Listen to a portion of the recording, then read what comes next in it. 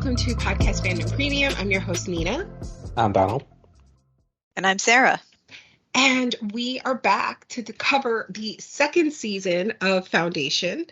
It premiered last week. There's already been 2 episodes at the time that we're recording this.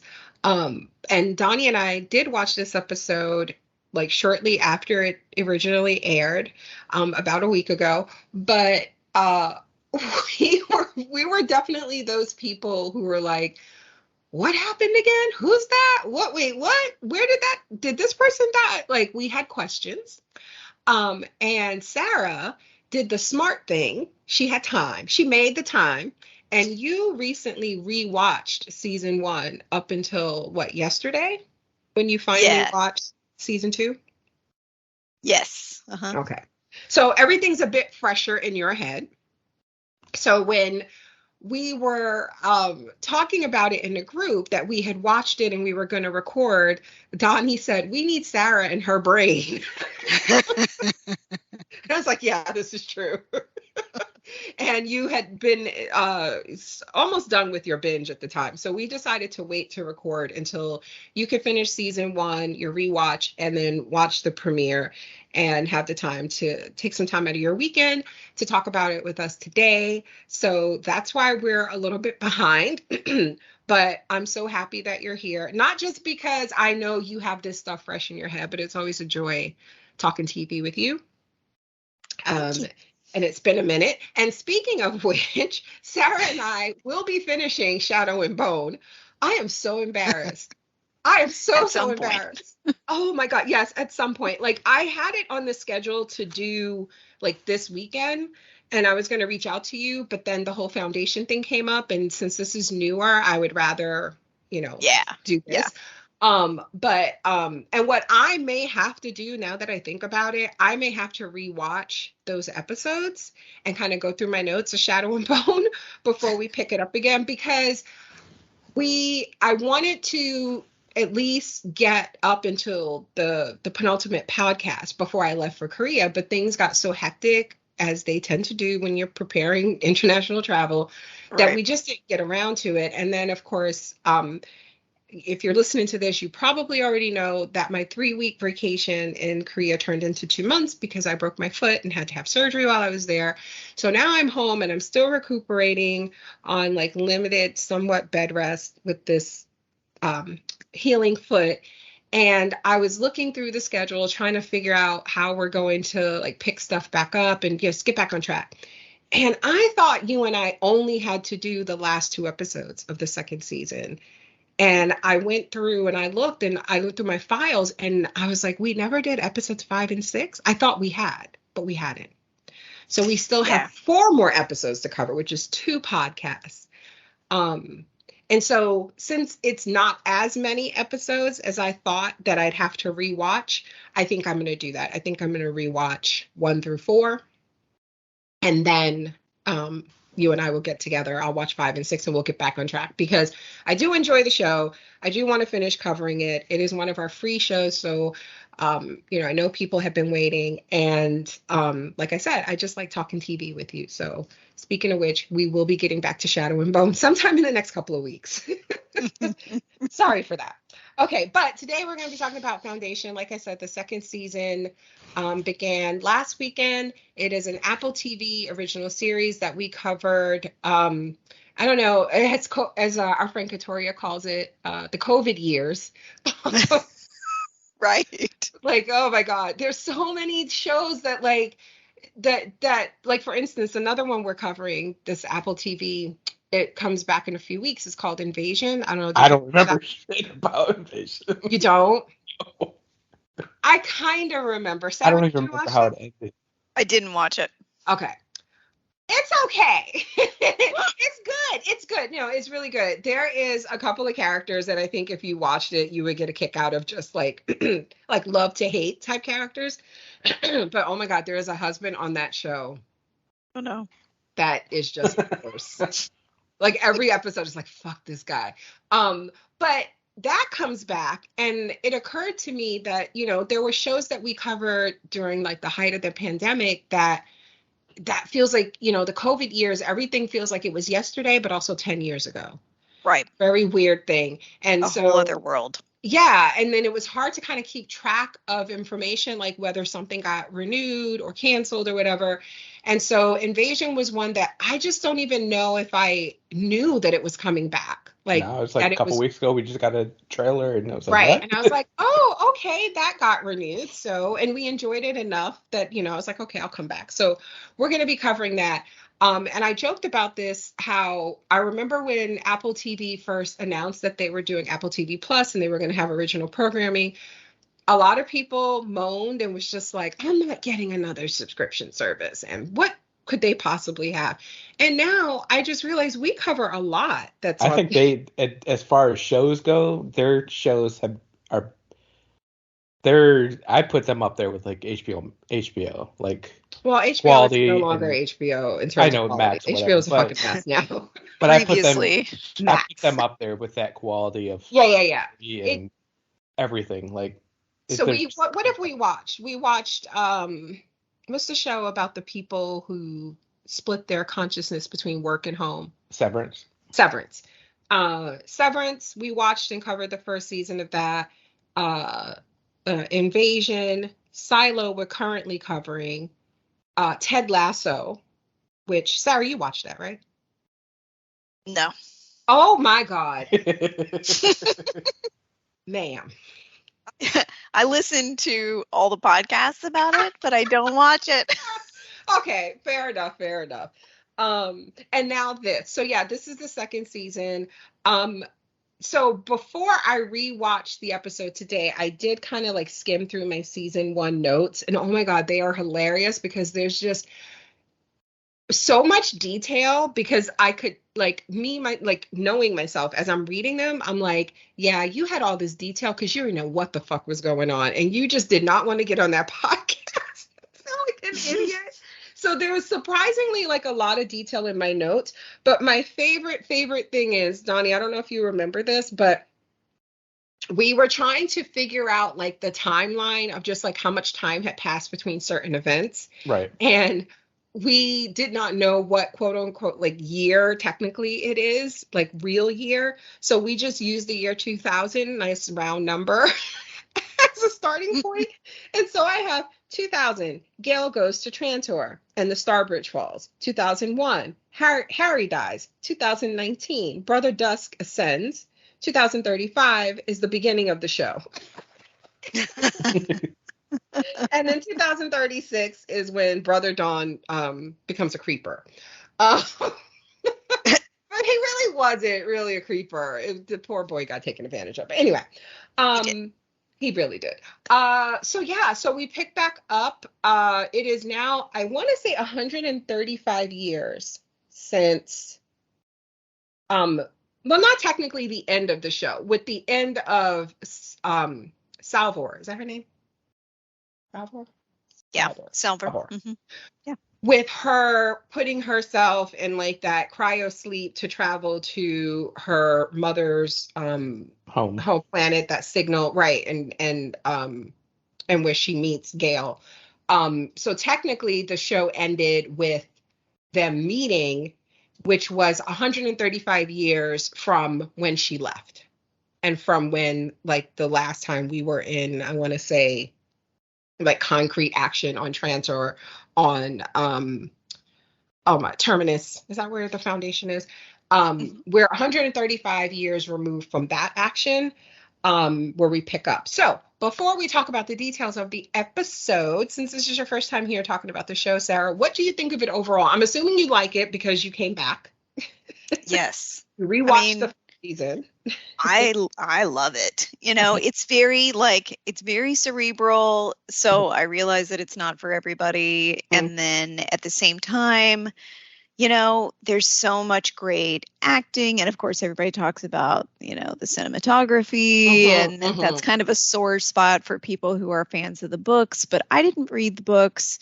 So I'm not married to that. I can see maybe where people would be upset about it not playing exactly by the rules, but Mm. I love it. I love the actors. I love the settings. Lee Mhm. Pace is amazing. Oh my God, he's so good. Of course, Jared Harris is, the Mhm. second coming. Love him. And, Mhm. but just like everybody. And what kills me is the first time around, like I'm sitting there watching and I I was so pleasantly surprised by the depiction of Salvor because I mean Mm. she's a man in the book and then um and so you're like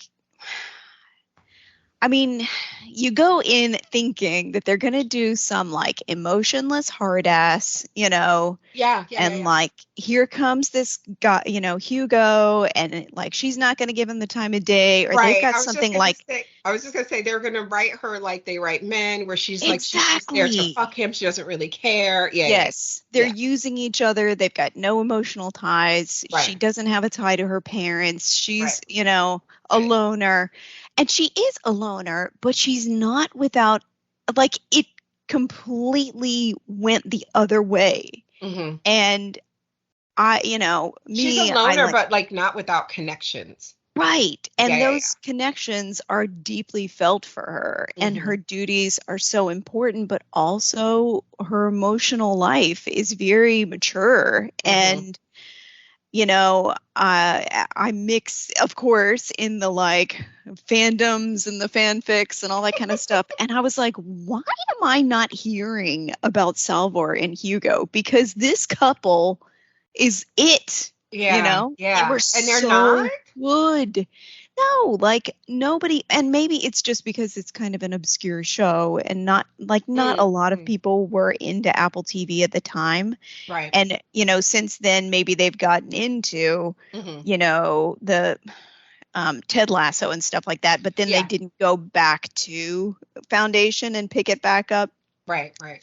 So I just went, like I went back to this weekend, I went back to my fandom girlies and we're like, you guys are missing out.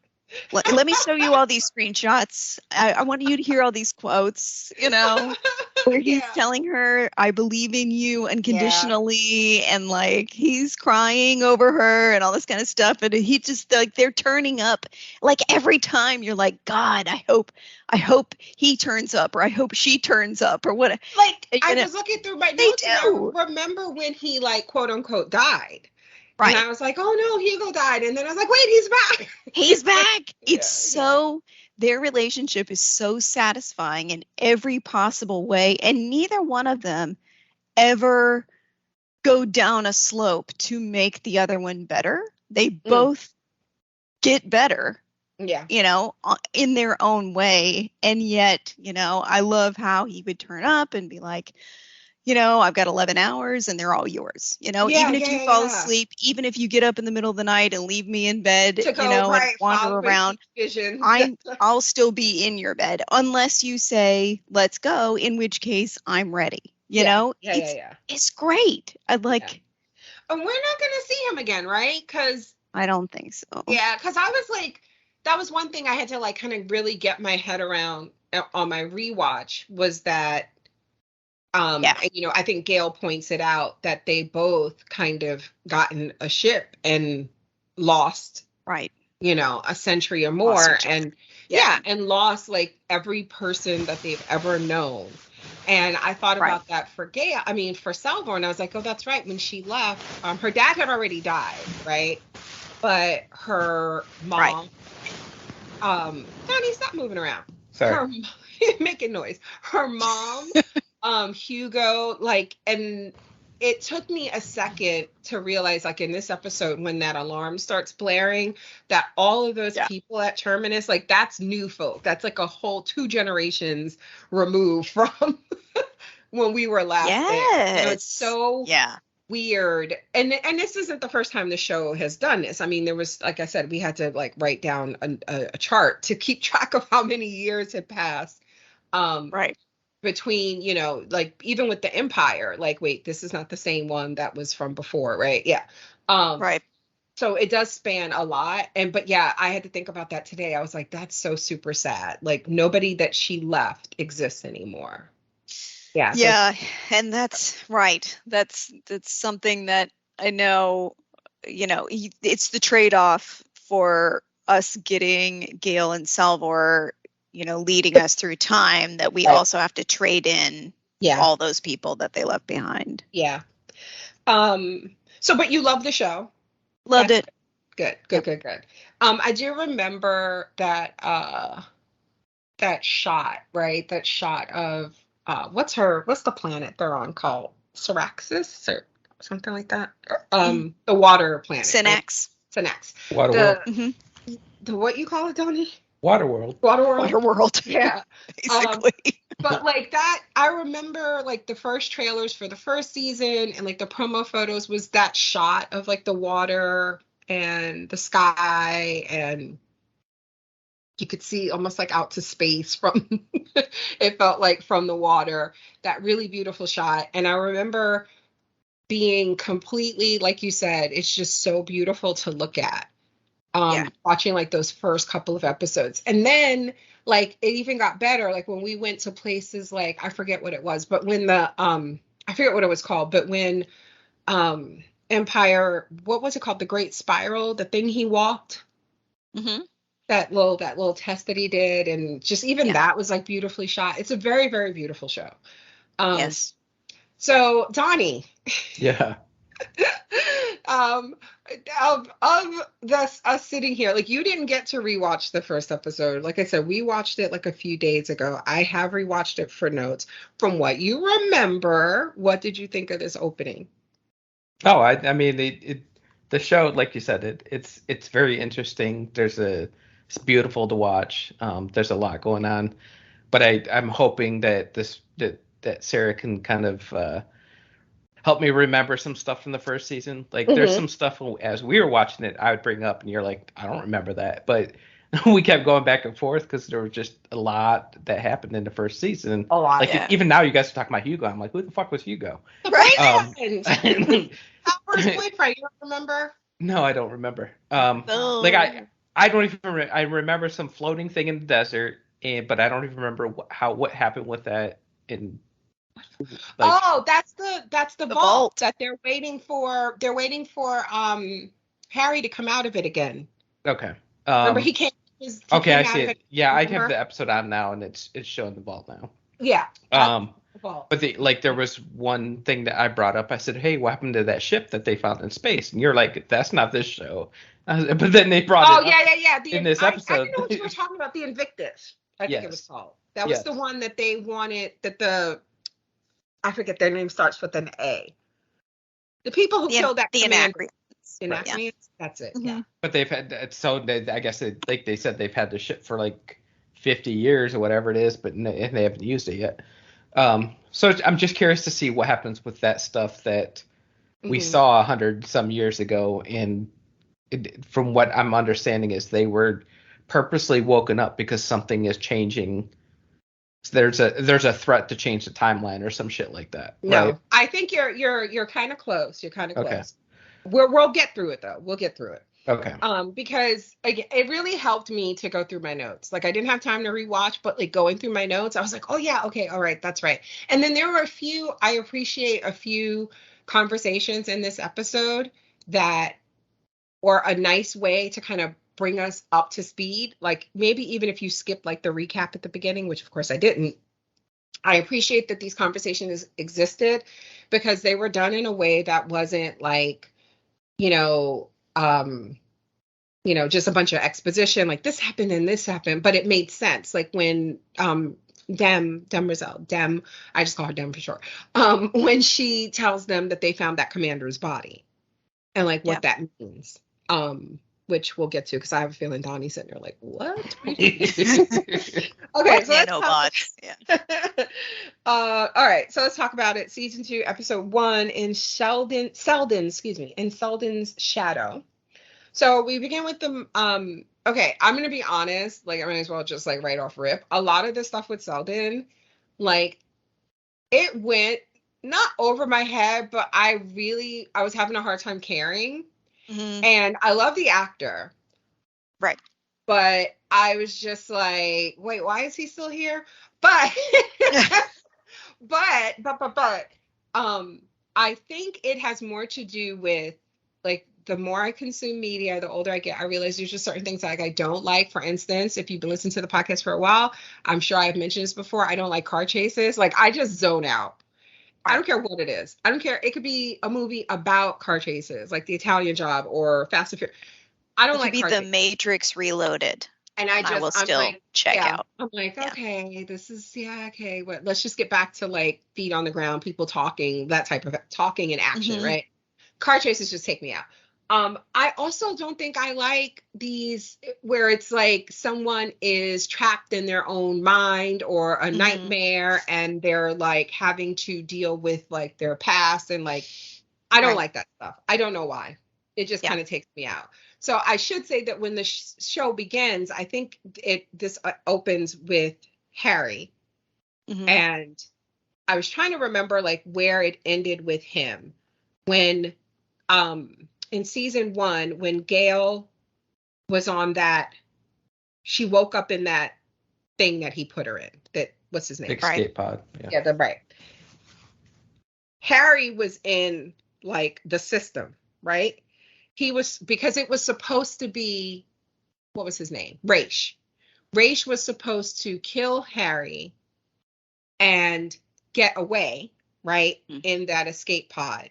And Gail was meant to arrive on Terminus and help found it and lead the Foundation. But of course, that's not what happened. Raish was executed, right, for killing Harry, and he put Gail in the escape pod. So when she wakes up all that time in the future, Harry was in there, right? Like his consciousness or something, or a copy of him. I don't know. Yeah. Like, right. And they had a fight in which she, and this is where she discovered she can see the future, right? Like, and that's how she knew the Star Bridge was gonna drop or whatever, fall before the explosion. And she locked him somewhere. I know he came out of the vault at the end. So it's like he's in 2 places, right? Yeah, that's what they're saying. There's 2 copies of him. Right, Yeah. there's 2 copies of him. Okay. And so one is in, by the end of this episode, there's one in the ship that's pissed at her. And then there's the Still one copy of him that's in the vault that the people at the Foundation are waiting for him to come out. Right. And give them like direction. He's basically like their god. Yeah. Okay. So when it begins, he's trapped inside this. Which one is this? This one was the one on the ship. On the ship, right. Because this is why by the end of it, when he, okay. All right. Yeah. And so. Because when, what happened was whenever Raish stabbed him, there was like a chip on the knife that, so when they were arguing, like he takes a pill at dinner.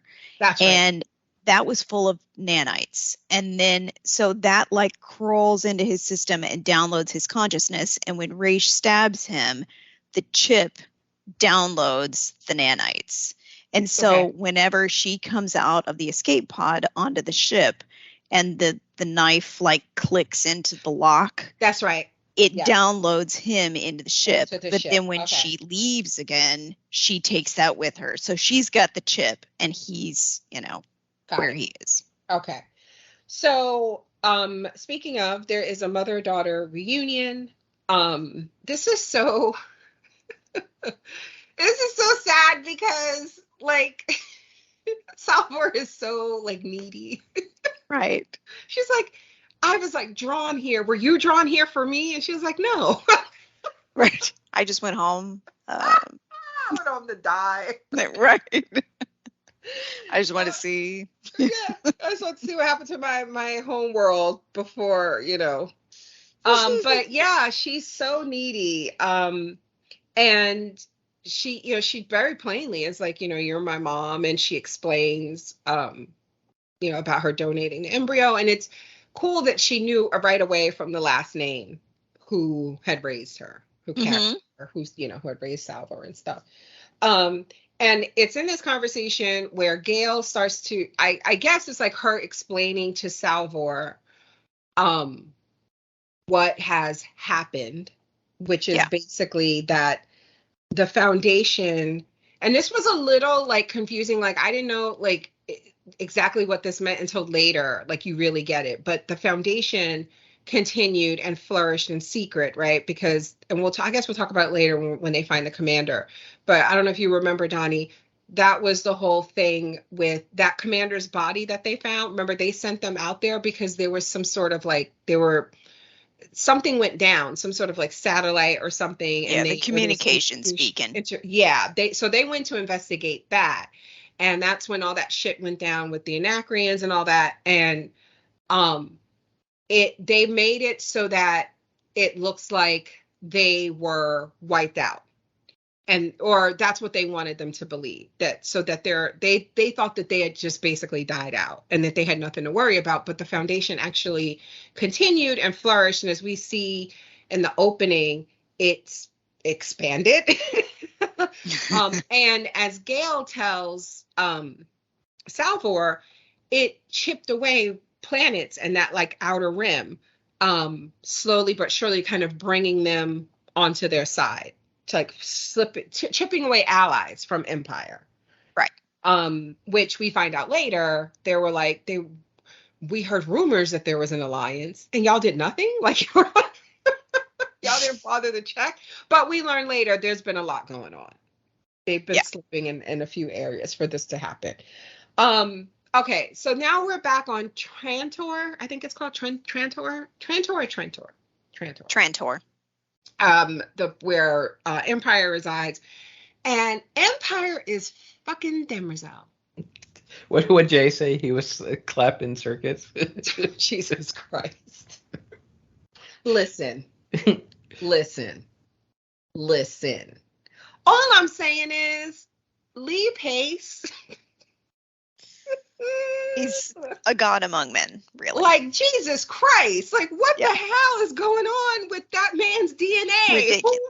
Every year, he gets better looking. Like, he's not the same guy from Pushing Daisies. Like, he's over 50. And then Pushing Daisies, I felt like he was just like a scrawny guy. At what point is he going to start looking less better? I don't know.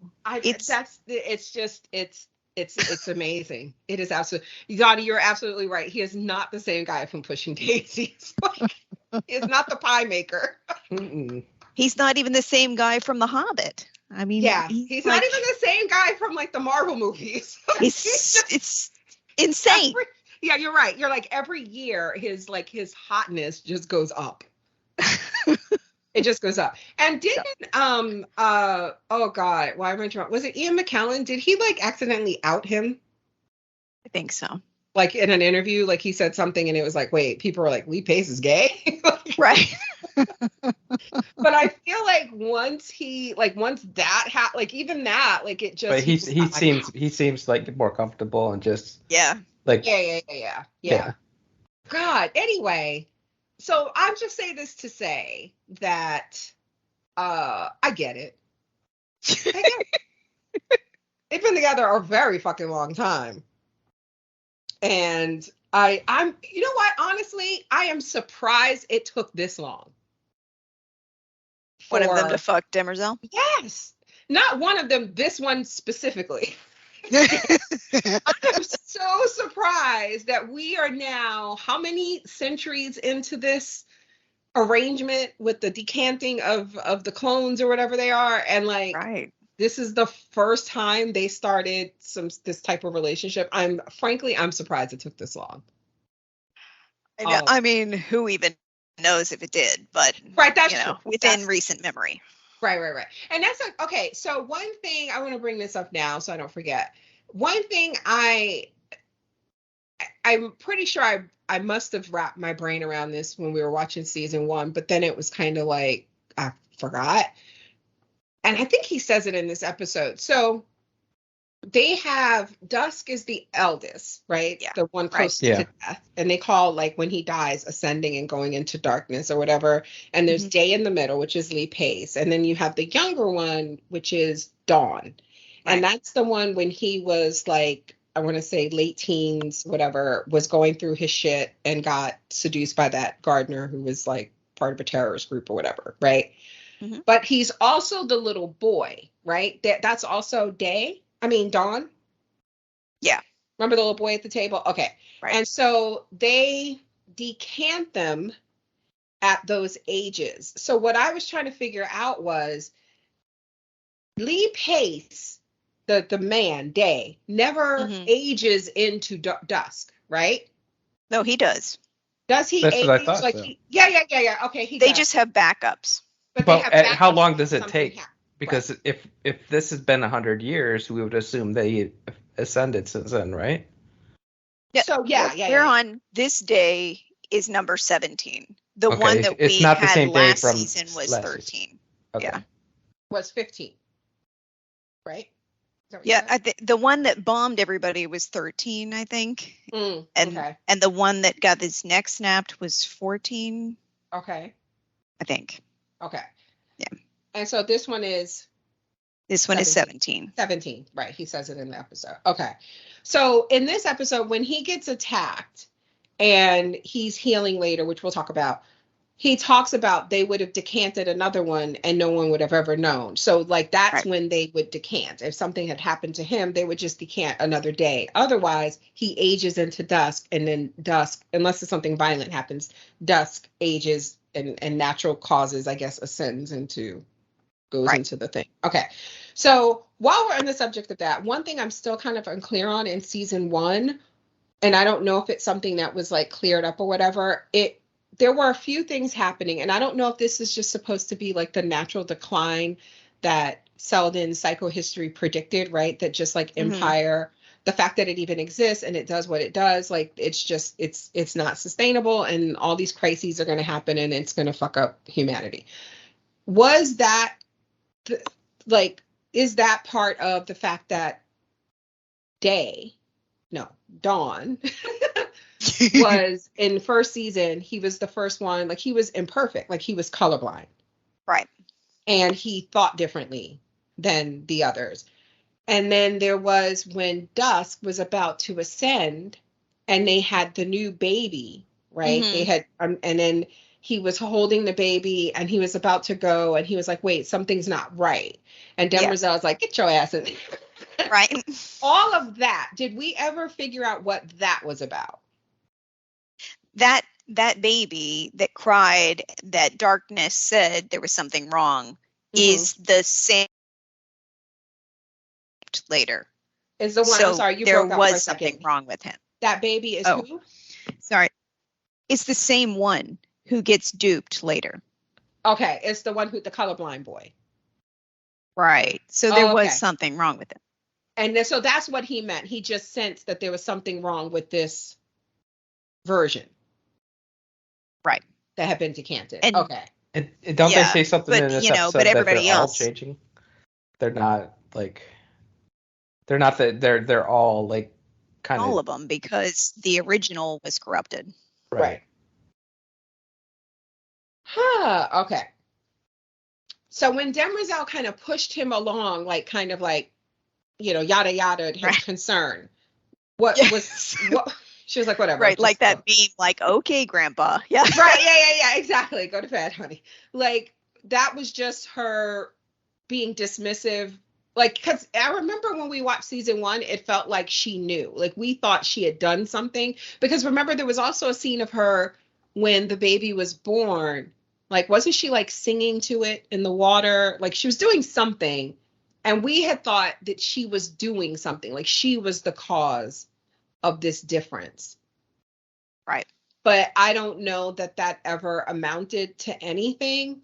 But now, I don't know. Now I'm suspicious again, because in this episode, we learned she initiated the sex between them. Well, that's what he says anyway. Well, that's true. And we all know men lie.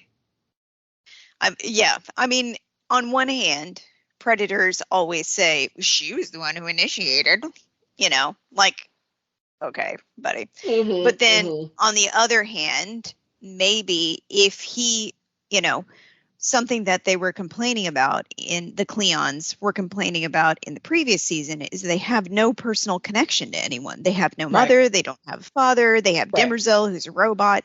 So they don't have any like emotional support. And so if she's sensing that like he's looking outward to get married and perhaps, you know, create some kind of emotional connection to somebody, maybe she did offer a sexual relationship so that he could, you know, feel something ongoing. Because, I mean, they have sexual relationships with, you know, with the people in the pleasure house, but then their memories are erased. They make them forget. That's impermanent. Right. Yeah.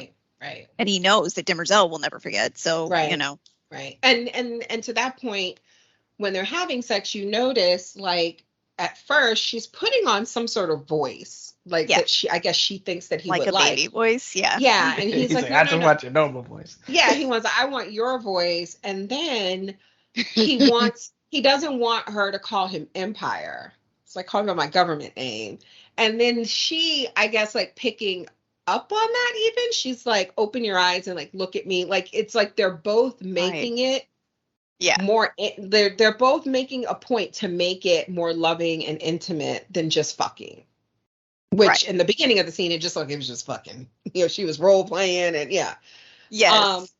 I thought that her line where she says, "I'm with you" is interesting.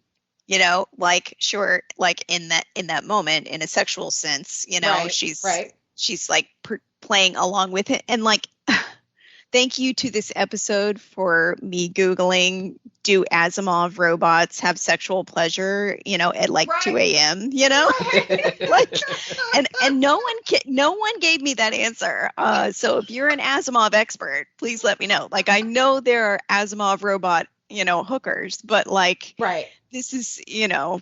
Was she like actually getting pleasure from that? I assumed she wasn't. Only just because of, again, just the way she switches between, like, she goes from that to like cold-blooded killer to, you know, super efficient, like throwing him into the tub and like, I need to go mend myself. Like, she's very, you know, robotic in that sense. And how she switches from mode to mode, I would assume that that's not real, but I don't know. Yeah, I mean, who knows? But yeah, so. But good thing he opens his eyes because he sees that he's about to be attacked. And then there's this like amazing scene of Lee Pace being butt-ass naked and fighting. Oh my Sword God. fighting. Like literally. And the showrunner said that he spent 2 months, he approached them and said, I want to do this scene myself. And he spent 2 months training for it and learning the choreography. And then he also was the one that said, what if I was naked? That is a man confident in his dick. You hear me? That's a man who is confident in everything he got going on. He's like, y'all gonna see this dick and balls flailing around, as he put it later, flopping around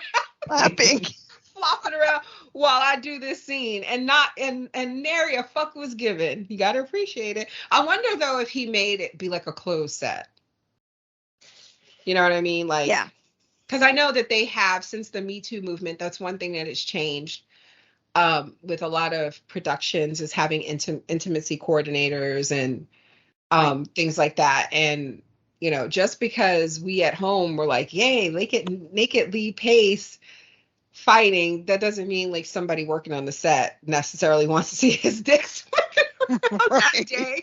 So I would imagine not everybody got a free show. Yeah. Right. Yeah. That it's just like if only if you were necessary for the scene, and you know, to make it more comfortable for him. But I swear, somebody who comes to the production staff and is like, this is what I want to do, I feel like they were probably pretty confident in how they look.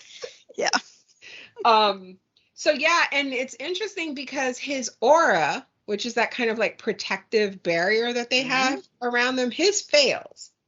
Yeah. So he is like slashed and like hurt in this fight and he was taking such pleasure in it. I just want to say, like, I really do. I'm a sucker for a scene of like someone fighting and being good at it, and then they cut to like their face and they're smiling and smirking. Like, I'm a sucker for that. I fall for that. Yes. Yeah, every time. But he is saved by Demerzel, who, things I should point out, things were super romantic until he used her to shield himself. And she lost like a quarter of her head. And then threw her at the guy. Like, so fast. Yeah. Yeah. He went from loving to doing what he had to do to survive.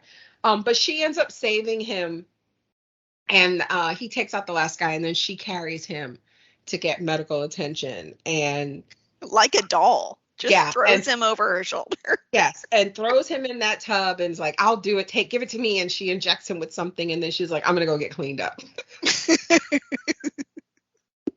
I'm putting my face together. Meanwhile, Harry's still going through it, and he remembers his mom, who it looked like his mom really encouraged his scientific mind, and then we meet his dad, who was an abusive asshole. Forget that science shit. He was abusive, though, right? Mm-hmm. Like, he hit him across the face. Yeah. I just wanted to say I agree as far as like the setup, where you were saying about the setup of him being in this, scene. For me, I kind of hate these scenes too. I think that they're I guess theater actors probably really chew these up because it's a monologue, and they're like on a set by themselves, and the lights and the whatever, and they get to go off. And of course, he's an incredible actor, and he can make it work. But for me, having watched Legion, which is another obscure show, probably not a lot of people watched, but if you did, like, this kind of shit happened all the time. Did you say Legion? Legion, yeah. Yes. Like, and that, was like the ultimate example of that, because people were trapped in little pocket universes and their own psyche, and they came in and out of that. And the main character did it, but also other characters were exiled to these alternate dimensions. That's right. And could or could not come out of them. And they were constantly struggling, for 4 years with their psyches. And so, the second that we popped into this scene, I was like, oh, here we go. Like, he's going to scream and he's going to cry and he's going to, but really quickly, I just want to interject. I think that I received, because I loved Legion so much, I think I received those scenes better because that show also had like mystery that I was always trying to fucking uncover. Like, we were always trying to figure out like who this was or what this meant and what this and then because if you knew like even who the character is in the comic books and like who his dad is and like when that was going to happen. So I feel like that's another show. I always had to watch the episode at least twice before we podcast it and take very detailed notes. But those scenes did not throw me out of the show the way this did, I guess. No, that's what I mean. Yeah. In Legion, I loved it. Yeah. In this scene, I'm like, oh god. Yeah, here we are again. Okay, I became interested when his ass got out, but once the scenes that he was in there, I was just like, okay, Harry, come on, let's hurry this up. Right. So where are we? Oh, so they point out that this is 173 years after they were exiled and sent to Terminus. Yeah. Right. So this is 173 years from episode 1, basically, or episode 2, I should say. But it's 138 years since Salver left. Does that make sense? Okay. Yeah. So the Empire, the Foundation is flourishing, but Empire, the way Gail puts it is the Foundation was flourishing, but how long before the Empire starts thrashing like a drowning man? And she was like, not long, apparently. Yeah. And then that's when there's an alarm coming from the vault. And I didn't get this guy's name, but he seems to, the warden. That's what they call him. He's the new warden. That's right. Salver's position. He says it's a sound that no one's heard for 138 years. And that's where we learn that the vault. Remember, it had that like protective thing around it that people Yeah, would nobody pass could get out. close to it. They would Right. get And like, I think he says here that it's shrinking so that Yes. because before it was expanding. The whole season 1, it was expanding, getting right. larger and larger. And then he says here that it must be, you know, preparing to open again. And that another guy says something like, I knew that, you know, we knew Seldon would return, but I didn't know it would be in my lifetime. Yeah. It's kind of like me years ago, like having a black president. I just didn't think I'd see it in my lifetime. Right.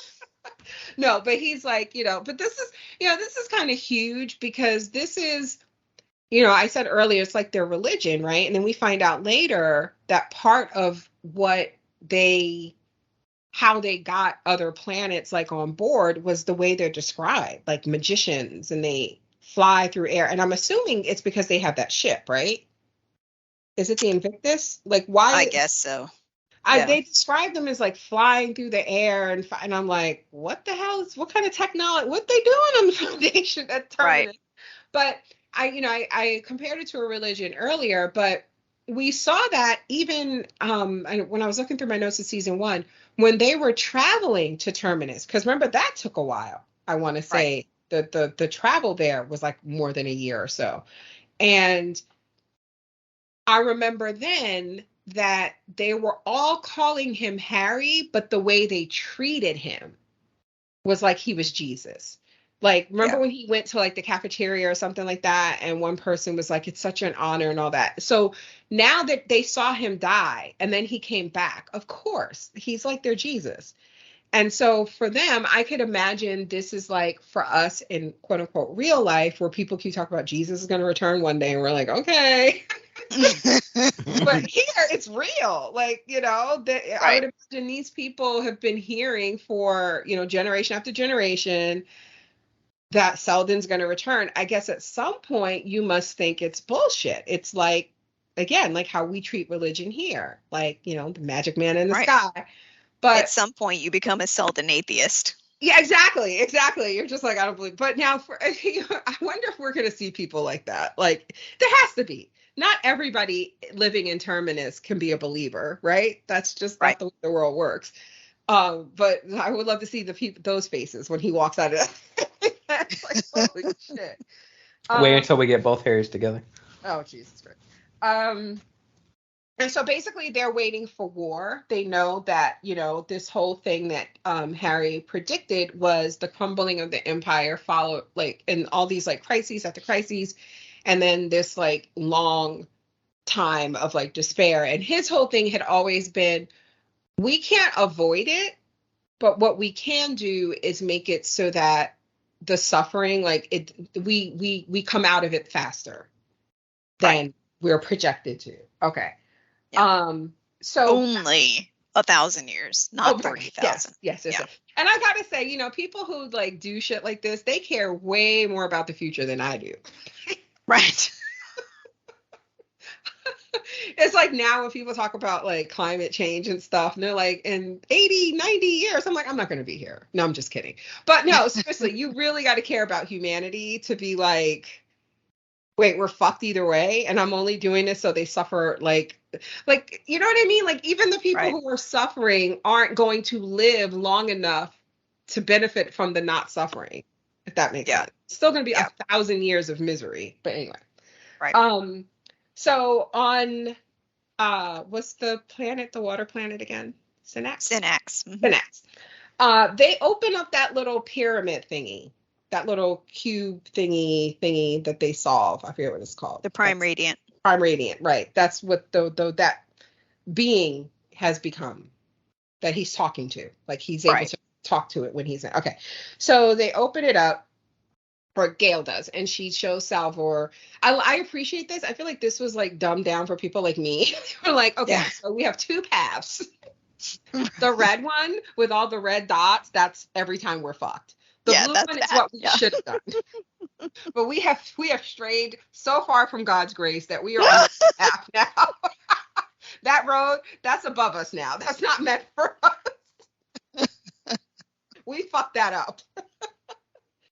Yeah, so she's basically like, more shit is about to happen. you solved the first crisis, which was the whole thing with the Anacreans, right? Coming to their planet and coming to Terminus and all that, right? She's like, but this one is even bigger, right? This next knot in the road. Okay. Day is they're trying to heal Day, but he doesn't even trust his own doctors, right? Because those ninjas got in somehow, right? Right. Nor does he.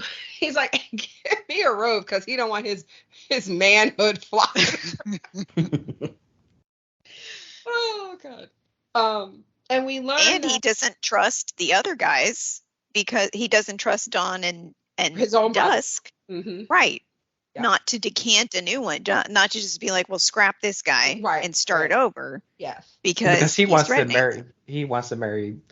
Because they've never done this marriage thing before, right? Right. And that he wants to marry this. I wonder how that would work if he died, right? In that, and they decanted another one. The new one would not want to marry the girl, right?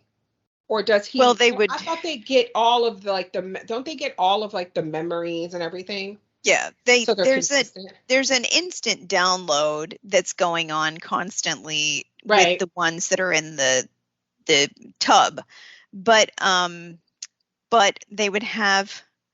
I mean, the argument is, he says, "I feel like a singular individual. Don't you feel like a singular individual?" And so, because each of these copies are no longer in sync with the original. Got it. They are all individuals. So maybe the guy that comes out of the tub will be like, you know what, that guy was on crack. Let's not do this thing. Okay. And that is threatening, really threatening Empire. The fact that they are the new ones no longer necessarily follow the one that came before because they're not. Okay, that makes sense now. And I kind of I feel like wasn't that the deal with the actress Donnie, she's in The Peripheral, which we need to finish, as a matter of fact. I finished it. Oh, fuck you. I was having foot surgery in another country. Excuse me. Sorry. I kind of fell behind on some shit. But the black woman, remember there was that religious leader on another planet that died and they went. Except for Halima. Yes, Halima, that's right. And then he had Demerzel kill her. Right. That's some sad shit. But wasn't that her whole thing? She was like, you don't have a soul. Yeah. And You're then just a copy. That's right. And that's why he took that pilgrimage and then lied about what he saw. Mm-hmm. Talking about. Because he remember what she had told him. Right. About the thing on her dresser or whatever, the flower. Yes. And then she's just like, I thought you might have lying. seen it or something. Yeah. He was lying. That's why she hit him back with the whole, well, I'm actually happy you saw something because if you didn't, I would feel so sorry for the person who has nothing inside of them that they only saw darkness. Which is exactly what he saw. Such a sick burn. Yeah, it was. So we learned that the people who attacked him are part of this group called the Blind Angels. And I forget, maybe Sarah, you have the details, but they gave us a couple of lines about how they operate and and it was something with definitely something with some technology mentioned in addition to obviously being badass fighters. But in the end, it was basically we wouldn't have gotten anything out of them. If we had caught any of them alive and interrogated them, that would have just been futile because we wouldn't have they don't break. Right. I can't remember exactly, but you're right. It was some kind of technology where basically they, like a kill switch, it would destroy their brain stem or whatever. And so you couldn't get anything from them. I hope we're going to see more of them. Obviously, because somebody's out there trying to kill them. Yeah. And so he orders everyone interrogated, the entire staff, and then he kills his own Shadow Master, I think was his title. Yeah. And the Shadow Master, do you remember the one in season 1? That's the one that was always following Dawn. Yes. And knew that Dawn's dumbass was getting honeypotted by the terrorist gardener girl. Right. Oh my God. And what he did to her, right? Didn't he end up killing everybody in her family? everybody that ever like knew her family. Yes, literally everyone who ever knew her. And anybody, like her whole life, her family, like her whole existence was just annihilated. Yeah. Like there's nobody left that even knows people that knew her, people who were related to her, because they're all dead, and the people who are related to her. Right. Jesus Christ. Empire. That was wild. That was super wild. Okay. But yeah, and then he kills the Shadow Master right there in front of everybody. So yeah. Never change day. So he's basically having like this existential crisis, and Dawn tells him kids are not going to fix that. Like having kids. He's like, the whole point of kids is that they replace us anyway. Right. Like, you know, so like with a whole new person. Right. And like they're not you. They may resemble you a little bit, but trust me, they are like their own fucking people, and they have their own likes and wants and all this stuff. But anyway, so that is his plan, right? Like he wants to marry this queen, Sarah, is that her name? Mm-hmm. Yeah. And also impregnate her, which I didn't know was possible, but I guess just because they've never done it, it doesn't. I mean, they're human, right? Like, I mean, I'm right. assuming like he makes sperm and everything. So, but that's his plan, right? Is to start a whole new race. Bloodline. And he's doing this because he thinks this will solidify their legacy, like make what Seldon said not come to pass, or is this separate from that whole concern?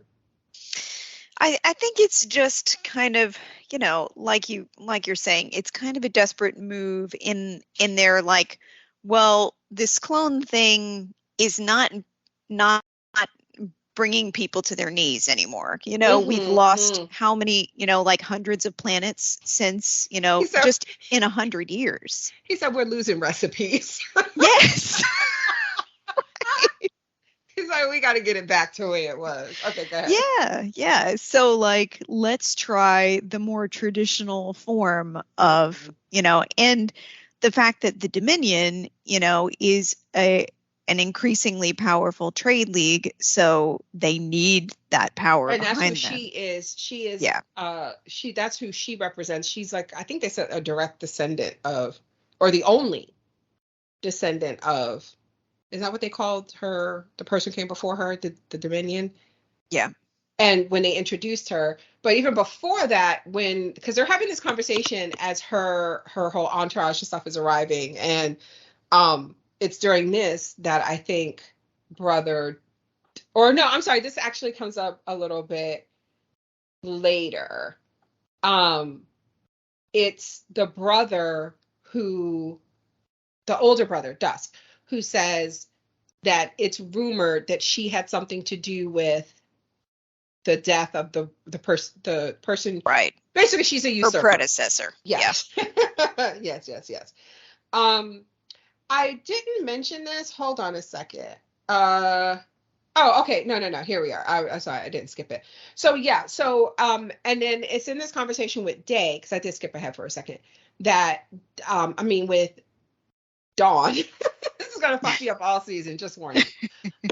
That he says he wants them examined too. Yeah. Him and Dusk, because he don't even trust them. Right. He's like, we don't, like, how could we have any, which is something that everybody keeps saying. How could I do that when, you know, and that's kind of like what Demerzel said last year when she killed Dawn, you know, after he was hoodwinked. It's kind of like, how could I do something against your will when, you know, my programming says, and so it's the same thing, like, well, this can only be for the good of the Foundation, because, or not the Foundation, Empire, because we are Empire. So like, obviously, you know, we couldn't be behind this. And he's like, wow, convenient. I don't believe you. Yeah. Go get your head examined, literally. Right. And then he goes to Demerzel, and he's basically like, are we the baddies? Are we indecent? Yes! Fucking? And she's like, and she gives him this lovely fucking predatory answer, though. Like, It really does sound like something like some fucking nasty fucking man pedo would fucking say to a child. Like, how could something so beautiful if we love each other be wrong? Like that type of shit. I was like, look at this bitch. How could something freely given out of love be indecent? Indecent. Yeah. Yeah. But then, as usual, because it's Dimmerzell, like there could be 14 meanings to this, She doesn't say no. Right. She says, any gift freely given out of love isn't indecent. Right. Can she love him? Does he love her? Do they love each other? Probably not. Probably, like, yeah. Yeah. Yeah. But she needs him to believe that. And then she's like, can you fucking turn around so I can fix my head? I'm trying to get dressed here. Perhaps some privacy. He's like, of course. But then he talks to Dusk, and Dusk is like, y'all indecent as fuck. He's like, she used to change your diapers, you fucking weirdo. Yeah. Dusk is my favorite, by the way. I loved him in the first season. The one, my favorite was that first one we met who was painting and just minding his business. Right. Man of culture. I saw in my notes too that there was, I think it's that same one who was before he ascended, and then he was walking through the hall that has like the bus of all the other Cleons. Donnie, are you still with us? Yeah. Okay, I thought maybe you walked off because this is important. I remember he was worried about like his legacy, and he was like, this Cleon was like a scholar, and this one was like a scientist, and this one was an explorer. Like they all have been known for something. Mm-hmm. He's like, what am I going to be known for? Whatever. Oh, this is just a really interesting show. I forgot how interesting this is. So he's like, yeah, y'all indecent as fuck. This is nasty. And he cautions against the wedding. And this is when she's arriving.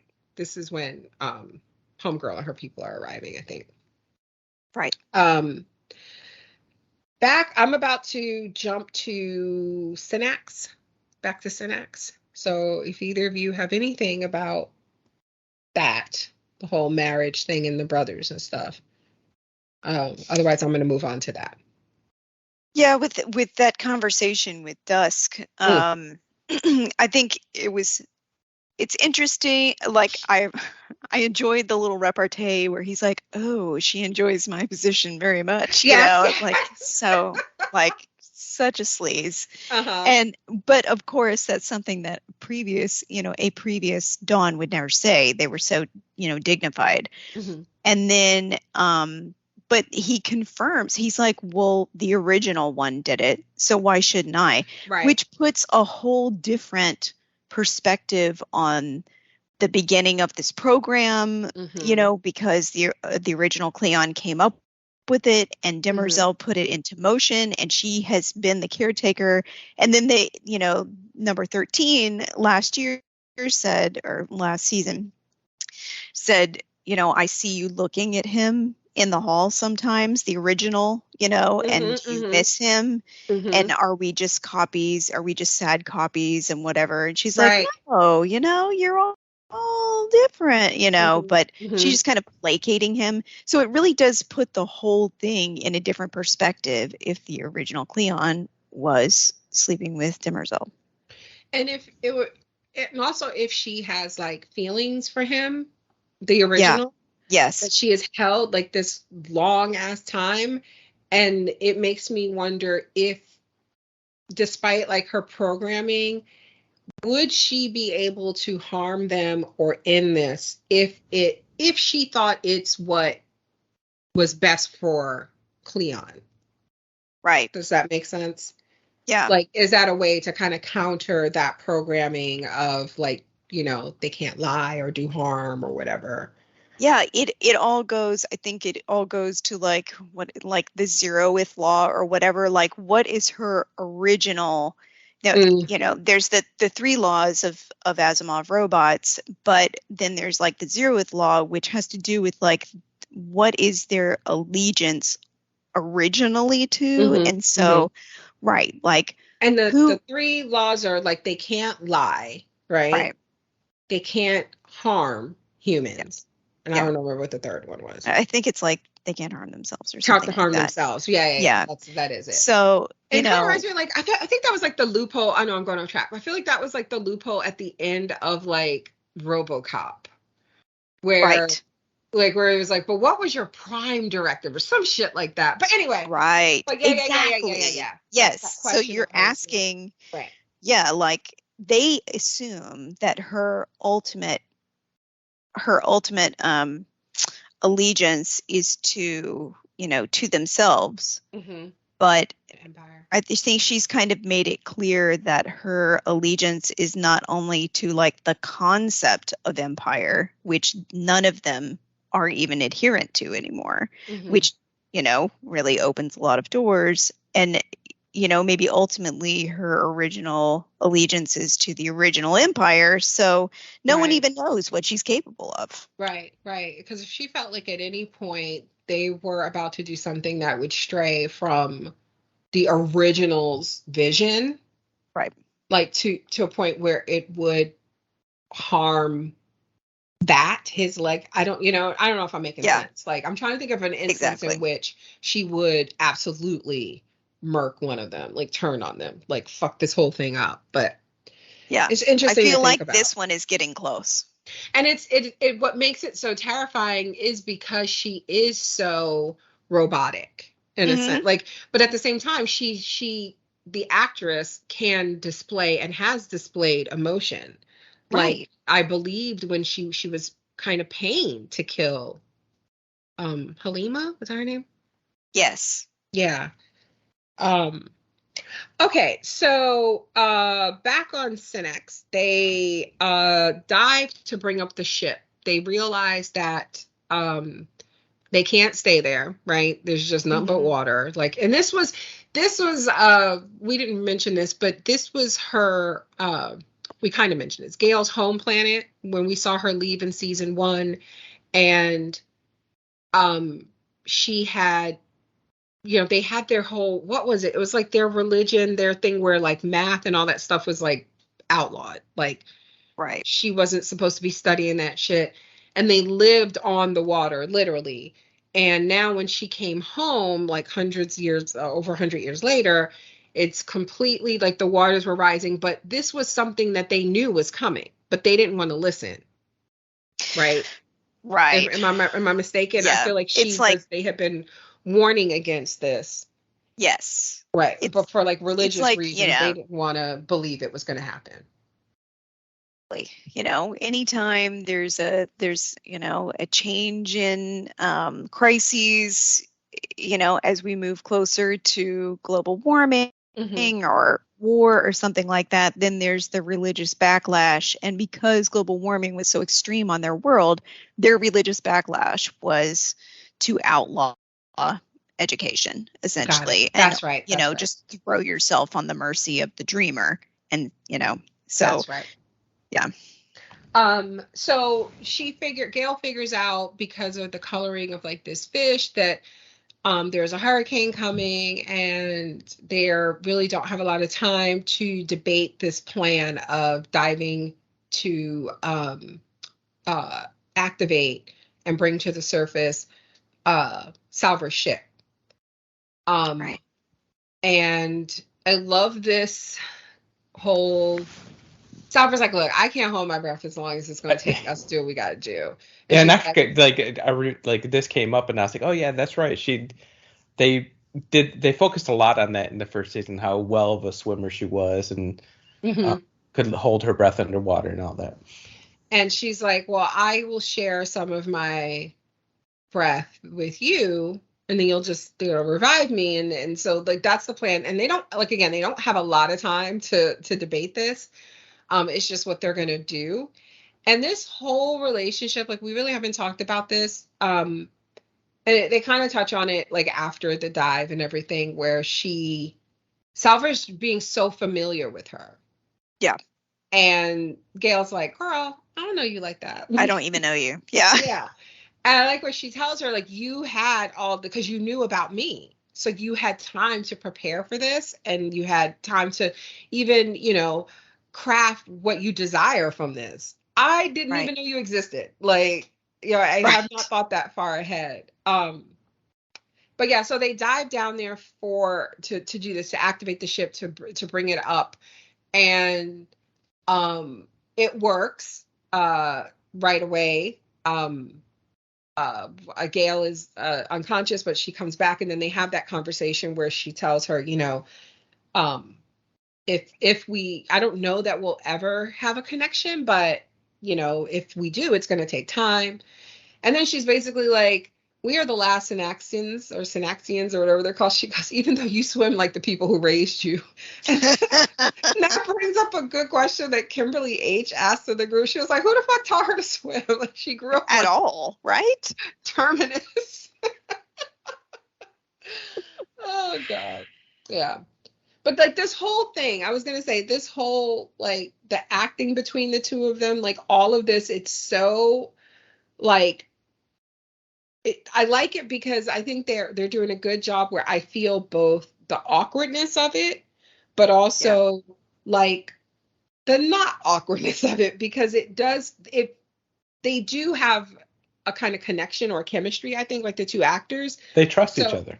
yeah, so it just feels like they are mother-daughter, but also you get the awkwardness of it because of the fact that she's older than her mom. Like, Yeah. and the fact that clearly, that they don't look like their mother and daughter, because of their ages and stuff. So they're both playing it, I think, really well, where Salvor does feel really needy, like she left home looking for this woman, knowing who she was.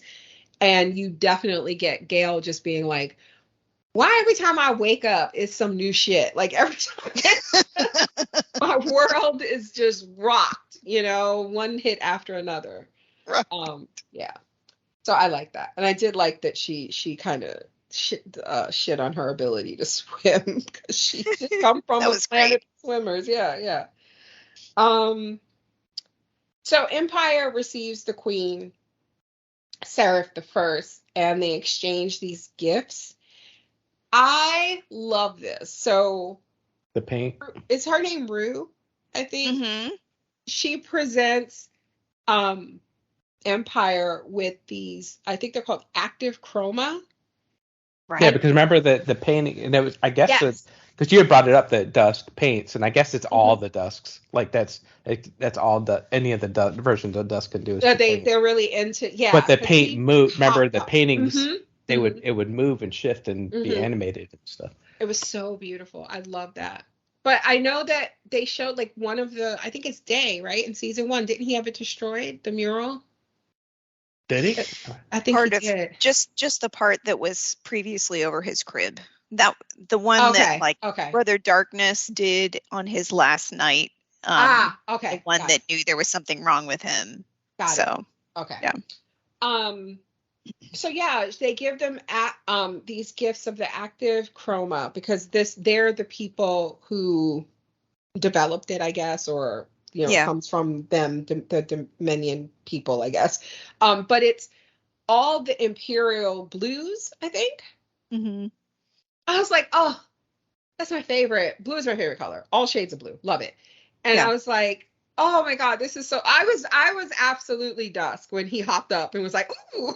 Right. My It's like, maybe favorite you color. he's like, maybe you should marry her. He was all in on the plan. It's like, poor Dawn is like, you're fucking easy. You folded so fast. Nerd. Yeah. Yeah. Like, I don't give a fuck about them paints. But then they present her with this, like, brass replica of the planet of Trantor. Yeah. And she's like, that's it. Yeah. Ah! And just tosses it to the side like, thanks. Oh. She was like, because surely you rule over more than just this. Like, is this a sign of weakness or something? I was like, goodness gracious. But he likes shit like this. Hmm. He does. He likes shit like this. So this is Yeah. this works on him. Right. The other two, not so much. I don't know, but this works on him. He's been looking for somebody to tussle with. Right. Yes. So Dim walks in and she's like, okay, I got some news, Empire. And he's like, you could say it in front of your future empress. And I'm like, first of all, it's more than just your future empress. Right? Everybody's there. Right? Second of all, I love when the way she was basically like, boy. Right. Get over here. Yeah. She's like, I cannot with you. Bring your ass over here. And the princess hasn't even agreed yet. Right, So, because she even says provisional. When they say all the titles, remember, she has like all those titles like Daenerys, and he's like, all those titles, and you left out bride to be or future bride, and she was like, provisional. I was like, oh, she know how to work his ass. So the news that Dem brings is that they found the commander's body. Yeah. Been floating in space for over 100 fucking years. That's rough. And they have his recordings, like his black box, if you will. Right. And it's like we see when he was telling them what was going on, that they were investigating that failing comms link or whatever, and what had happened. And then they realize that the Foundation, that they didn't just die out like they thought they would. Because that was the other thing, like they gave them that planet because they were like, they can't flourish here. Like they won't be able to, and they did. So Dusk is like, we need to go murk these motherfuckers now. And Dem is I disagree. Go ahead.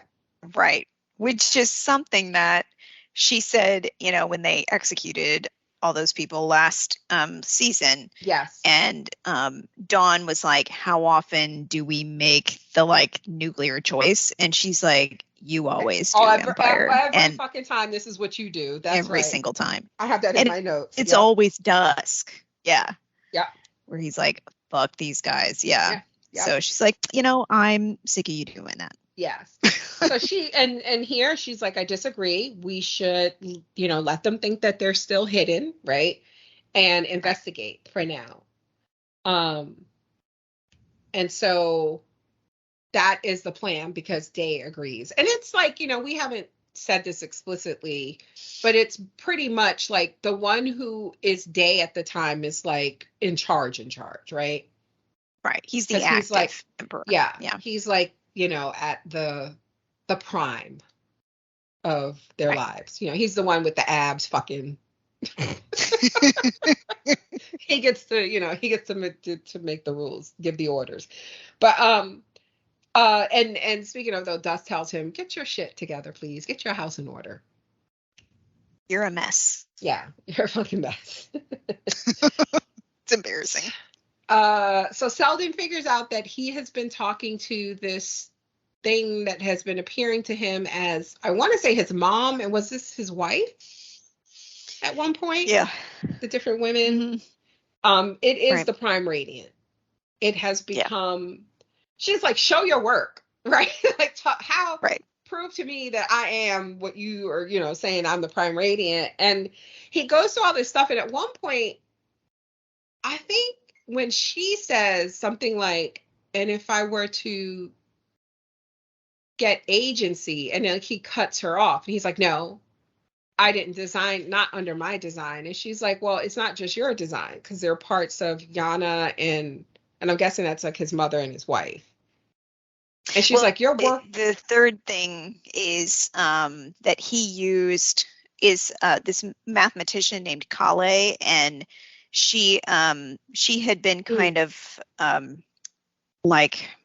disregarded in the mathematical circles because they called her work emotional, which of course, like, of course, because she's a woman. Emotional math, and that's possible, and but that was what Gail had used Kale's theorems to solve the problem. To get into the contest, so that work is part of the Prime Radiant. Okay, and she was like, "Your work has always been incomplete. What if we Right. I don't know. I just loved her saying that to this man. But anyway, and then there's this interesting moment where he says, where she says she's interested in humanity's destiny. And he goes, oh man, I wanted you to say you were interested in our survival. She goes, isn't it the same thing? It was like, no, heifer, it ain't actually. Because your destiny Not could be to necessarily. die. Right? Like, Right. your destiny could be 1,000,000 years of suffering. That's not survival, right? Right. And then it's funny that, Dust told Day to get his shit together because she basically tells him, you need to get your mind right. And when you do, Yeah. meet me in Una's world, which I don't know what the fuck that is. Am I supposed to know what that is? I don't think so. Okay. And that's when he figures out how to come out finally and appears to Gale and Salvor, who are trying to get their ship to fucking work to get the fuck up out of there. When he's like, we gotta talk. And they were contemplating letting him out anyways because they needed his help from getting the ship. Well, that's what they weren't contemplating. Salvor was like, I think we should do it. She was like, girl, no. She was like, the last time, she was like, he mad at me. Yeah. She's like, I don't trust him. You don't know him like I do. Yes. Yeah. So that's it. That was the end of it. I have no idea, obviously, what to expect. But I do want to ask some, like, because we don't have feedback. I do want to ask some kind of prediction questions in terms of this, the relationship between Seraph and Day. Mm-hmm. I don't know. Like, I feel like this marriage is not going to happen. Yeah. I wouldn't be surprised if she's behind the assassination attempt. The blind. But although Dust said, he was like, if she was smart, she'd wait till after the wedding to kill you. Yeah, so you think about it, it's like, why wouldn't she marry him first?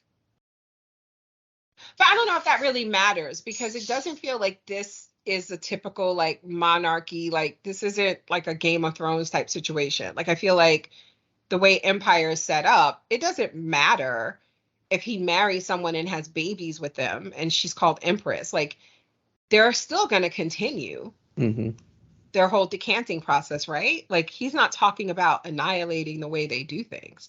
So I don't feel like she would ever have a claim to run things, right? I think that his intent is to essentially end the process. Yeah, that's what I thought. Okay. Start having children naturally.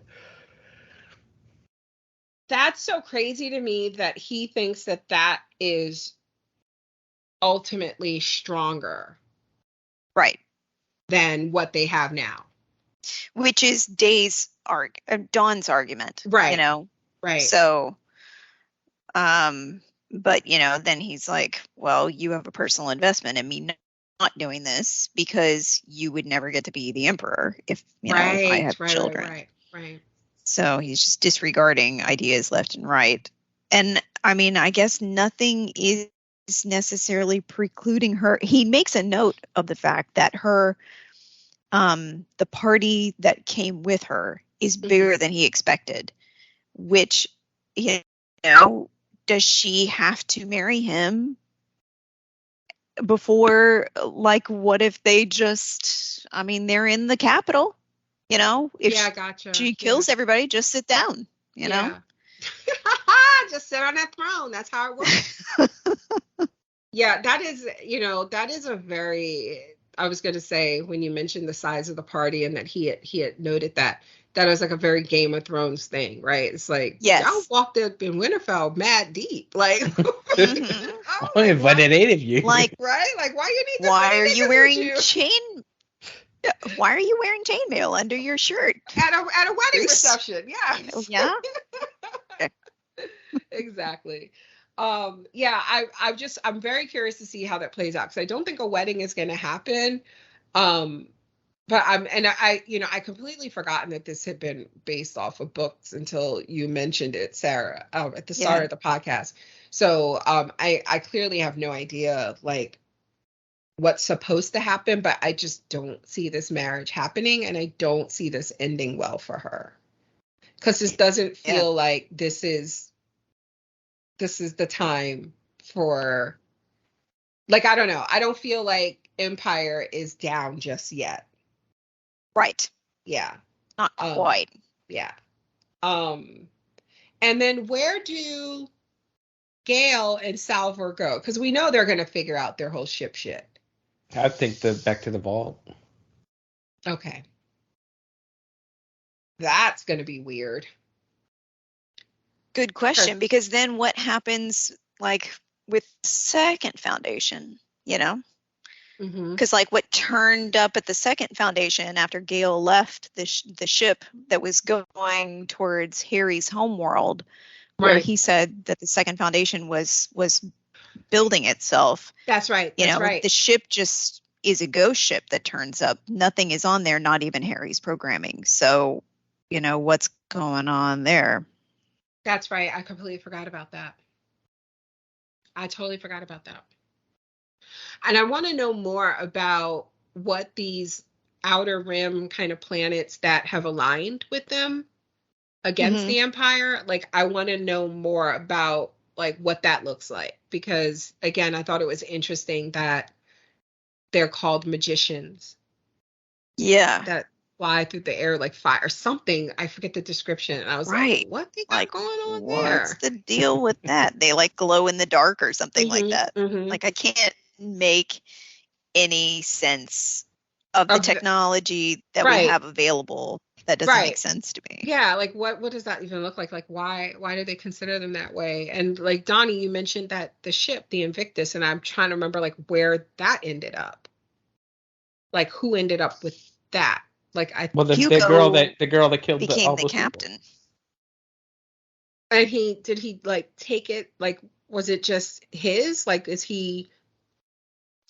They were working on disabling the jump drives so that it wouldn't keep going, you know, that's on right. by It was itself. It kept that's jumping right. to different places. That's right. It kept jumping. That's right. Yeah. All right. Okay. Well, the second episode is already out as we have been discussing this, so I'm super excited to watch it. Sarah, you are more than welcome to come back and discuss this with us. Awesome. On your schedule, whenever you have the time, I will work to accommodate you, because it is not like everybody will be starving for content. We have so much stuff coming up. As a matter of fact, Donnie and I don't know if we're going to have time to do it before movie night, but we'll try. It may have to wait till tomorrow, but we're going to be recording for those next 3 episodes of Black Mirror. Did you watch them, Sarah? 3 and 4? No, Beyond not the yet. Sea? No, not yet. Okay. We're going to be I can't wait for you to do so. We're going to be discussing those. We have this week's penultimate episode of Secret Invasion going up. We just recorded that. Oh, no, that already went up. I'm sorry. What did we record with John? Oh, Sweet Tooth. Yes, we dived back into season 2 of that. That's going up today as well. And then next week there is a slew of stuff. And then the next couple of weeks, so many new things are beginning. Like I said, Invasion second season is upon us. The Ahsoka series is coming. We were talking about it last night on the podcast.